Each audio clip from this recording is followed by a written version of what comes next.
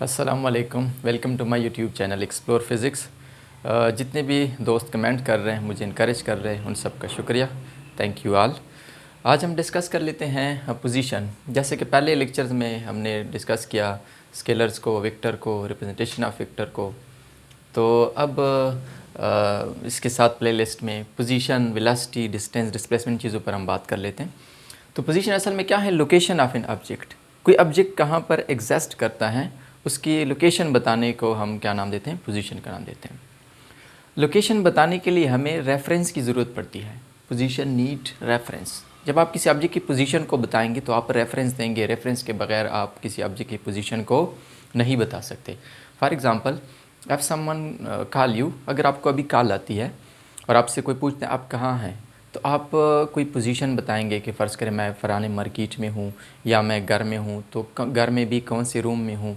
आप जब तक रेफरेंस नहीं देंगे, हवाला नहीं देंगे, आप अपनी पोजीशन को एग्जैक्टली नहीं बता सकते। तो इन द सेम वे मैंने एक छोटा सा एग्जांपल भी लिया है कि अगर आप अपनी यूनिवर्सिटी की पोजीशन को बताते हैं तो आप या तो अपने घर का हवाला देते हैं या किसी और स्कूल, कॉलेज या यूनिवर्सिटी का हवाला देते हैं एग्जैक्ट किसी यूनिवर्सिटी को बताने के लिए। तो आप अगर इसी यूनिवर्सिटी के सपोज़ एक्स कोई यूनिवर्सिटी है, XYZ वटेवर कोई यूनिवर्सिटी है, और आप उस यूनिवर्सिटी की पोजीशन को बताना चाहते हैं अपने घर के रेफरेंस से, तो आप अपने घर का हवाला देंगे कि यूनिवर्सिटी जो है सपोज़ 30 किलोमीटर मेरे घर से दूर है।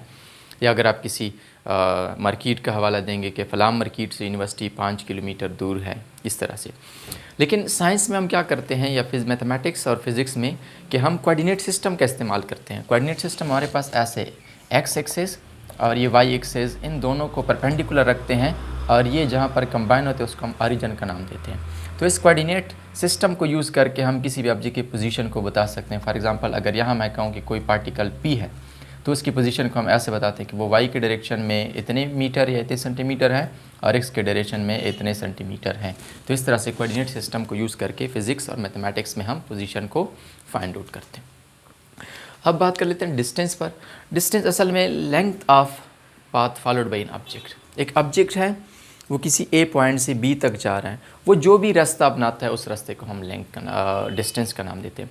वो रास्ते पर हम कोई शर्त नहीं लगाते कि वो रास्ता सीधा होना चाहिए, स्ट्रेट टेढ़ा होना चाहिए। जैसे भी वो ऑब्जेक्ट फॉलो करता है उसके फॉलो पाथ के लेंथ को ही हम डिस्टेंस का नाम देते हैं।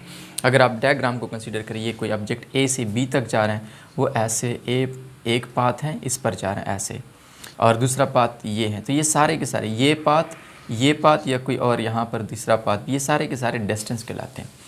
और डिस्टेंस बाय नेचर लेंथ है, इसलिए इसका यूनिट जो है वो मीटर कहलाता है। मीटर को, लेंथ को हम मीटर में मेयर करते हैं, इससे यूनिट मीटर है, तो डिस्टेंस को भी हम मीटर में मेयर कर लेते हैं।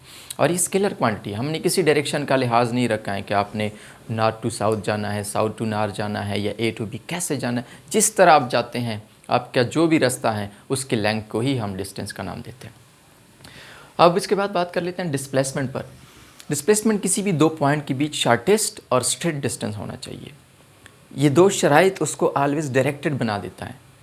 ये देखिए ना, ये A से B, ये शॉर्टेस्ट भी है और स्ट्रेट डिस्टेंस भी है, तो ये ऑलरेडी एक डायरेक्शन असाइन हो गया A टू B। तो इसलिए हम डिस्प्लेसमेंट को वेक्टर क्वांटिटी मानते हैं। और साथ में डिस्प्लेसमेंट जो है इसका यूनिट भी मीटर है, क्योंकि ये भी बाई नेचर लेंथ है, तो इसलिए इसका यूनिट भी मीटर है। और साथ में ये वेक्टर क्वांटिटी है कि जिसको डायरेक्शन की ज़रूरत है। वेक्टर पर हम पहले प्लेलिस्ट में बात कर चुके हैं कि जिसको वाज़े करने के लिए मैग्नीट्यूड के साथ साथ डायरेक्शन की भी ज़रूरत है। तो फिर फ़र्क क्या हुआ डिस्टेंस और डिस्प्लेसमेंट में? फ़र्क इतना ही हुआ डायरेक्शन का कि डिस्टेंस को डायरेक्शन की ज़रूरत नहीं है और डिस्प्लेसमेंट को डायरेक्शन की ज़रूरत है। अब इसी के साथ बात कर लेते हैं स्पीड एंड वेलोसिटी पर। अब बात कर लेते हैं स्पीड पर कि स्पीड क्या है। देखिए, अगर आप मेरे पहले प्लेलिस्ट चेक करें तो हमने बात की थी कि फ़िज़िकल क्वांटिटीज़ को जब आपस में हम डिवाइड करते हैं या मल्टीप्लाई करते हैं, उनसे नई क्वांटिटीज़ बनती है। तो हमने पहले फ़िज़िकल क्वांटिटीज़ को समझा। आज हम इस स्टेज पर हैं कि हम उनको आपस में डिवाइड करना या मल्टीप्लाई करना सीखें, ताकि उनसे हम देखें कि नई क्वांटिटीज़ कैसे बनती है। तो स्पीड भी कुछ इसी तरह ही है। अगर आप यहाँ से देखें, ये लेंथ और ये टाइम है, तो बेसिकली हम दो बेस क्वांटिटी को आपस में डिवाइड कर रहे हैं। चलिए जी, तो स्पीड क्या है? Time rate of change of distance, के डिस्टेंस में टाइम के लिहाज से कितना चेंज आ रहा है, उसको हम मानते हैं स्पीड। मैथमेटिकली हम ऐसे लिखते हैं कि v = s/t, v स्पीड को रिप्रेजेंट कर रहा है, s डिस्टेंस को, और t जो है वो टाइम को रिप्रेजेंट कर रहा है। और इसका क्या मतलब है कि सपोज़ आप किसी गाड़ी को ऑब्ज़र्व करते हैं और आपने गाड़ी में टाइम देखा कि आपकी गाड़ी में टाइम है अभी 12 o'clock और गाड़ी चल रही है और आप गाड़ी में टाइम भी नोट कर रहे हैं, तो कितने टाइम में कितना डिस्टेंस कवर हुआ उससे जो क्वांटिटी बनती है आपके पास, जो रिज़ल्ट आता है उसको आप स्पीड मानते हैं। और ये बाई नेचर स्केलर क्वांटिटी है, किसी डायरेक्शन का हम लिहाज नहीं रख रहे हैं कि गाड़ी स्ट्रेट लाइन में जाना है, नॉर्थ जाना है, साउथ जाना है, डायरेक्शन का लिहाज हम नहीं रख रहे हैं। और साथ में इसका यूनिट जो है ये डिस्टेंस का यूनिट मीटर और टाइम का सेकंड, तो इसका यूनिट मीटर पर सेकंड। फिर उसके बाद यूनिफॉर्म स्पीड। यूनिफॉर्म स्पीड से क्या मतलब है कि अगर एक ऑब्जेक्ट इक्वल डिस्टेंस कवर कर रहा है इक्वल इंटरवल ऑफ टाइम में, मतलब ये है कि अगर वो 5 मीटर डिस्टेंस 1 सेकंड में कवर करता है, अगले 5 मीटर भी एक सेकंड में मज़ीद, तो इस तरह से जो स्पीड उसकी बनती है वो यूनिफॉर्म स्पीड कहलाती है। फॉर एग्जांपल कि कोई ऑब्जेक्ट ए से बी तक जा रहा है, पहले वक्फे में 1 मीटर डिस्टेंस है वो 2 सेकंड में कवर करता है, फिर उसके बाद 2 मीटर डिस्टेंस 4 सेकंड में, 3 मीटर डिस्टेंस 6 सेकंड में। आप किसी भी पॉइंट यहाँ स्पीड फाइंड आउट कर सकते हैं, speed distance divided by time. अगर मैं 3/6 फाइंड आउट करूँ तो उससे जो भी आंसर आएगा वो बराबर होगा 4 डिवाइडेड बाई 8 के। ठीक है, तो यहाँ पर जो भी आंसर होगा 0.5 समथिंग जो भी आता है, यहाँ पर भी 0.5 जो भी आंसर आता है वो सब कांस्टेंट होगा। तो इसलिए स्पीड को हम क्या मानते हैं, यूनिफॉर्म स्पीड के ऑब्जेक्ट अपने जर्नी में स्पीड को नहीं बदल रहा है, कांस्टेंट स्पीड के साथ जा रहा है। फिर उसके बाद बात कर लेते हैं वेलोसिटी पर।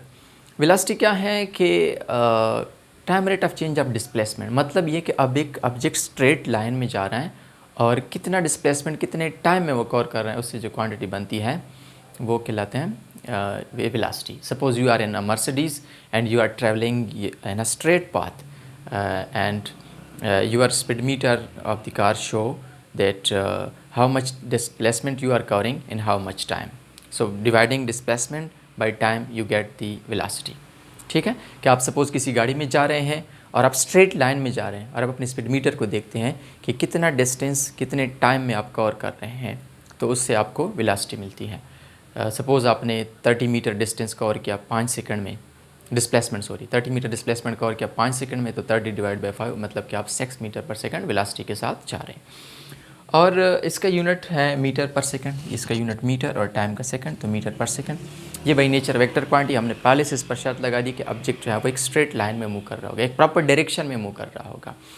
और फिर उसके बाद यूनिफॉर्म वेलोसिटी क्या है कि अगर एक ऑब्जेक्ट इक्वल डिस्प्लेसमेंट कवर करता है इक्वल इंटरवल ऑफ टाइम में।